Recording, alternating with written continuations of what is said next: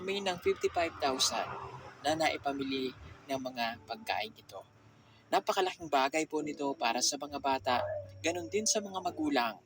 Kung hindi po dahil dito, hindi mababawasan ang gutom na nararamdaman ng mga bata, lalo na at sila ay nag-aaral nang walang pumapasok na pagkain sa kanilang mga tiyan.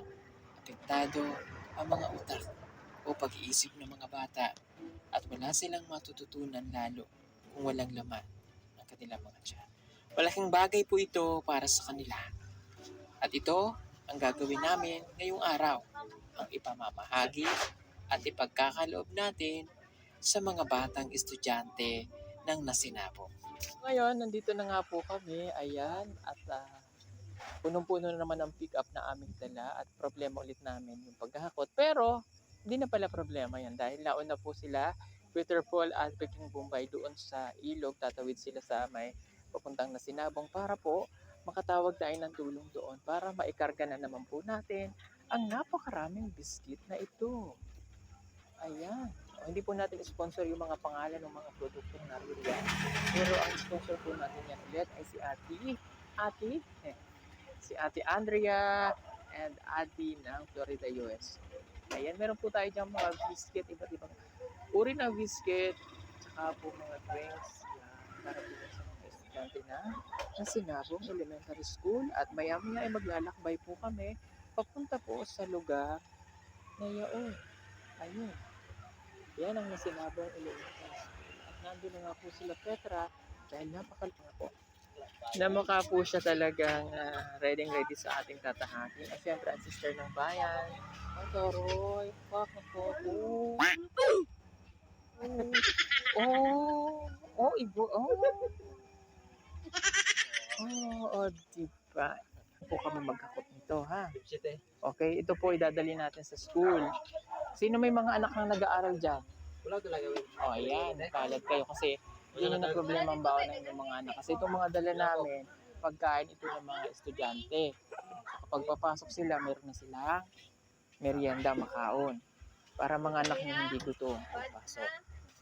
Okay ba yun? Ay, parang hindi, wilis na ako. Ulit, okay ba yun?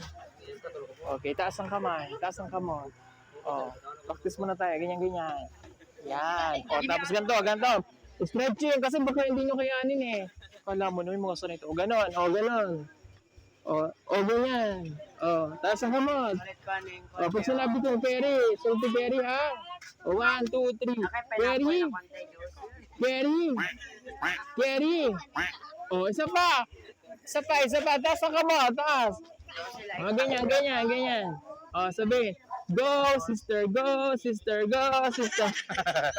At sa mga magulang at ilang residente na nagtulong-tulong.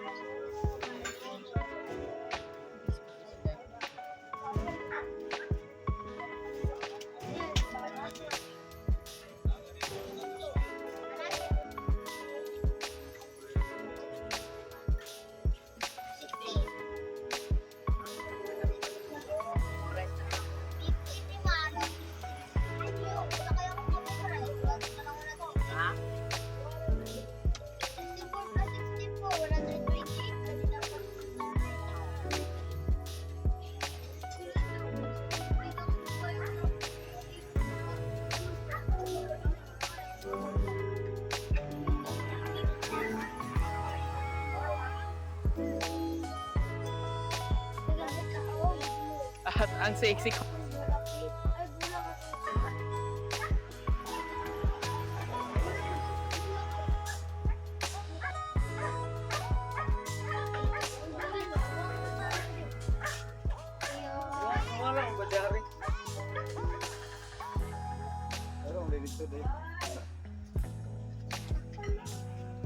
Ito guys,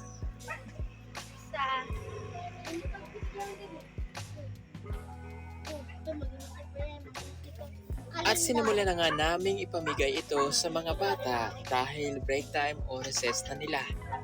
Nang sa ganon ay makakain sila at meron silang mga merienda. Ang kabuang estudyante po rito ay 126 mula kinder hanggang grade 6. Kaya masayang-masaya po kami sa gagawin nating ito at maraming salamat po muli sa ating napakabait na sponsor.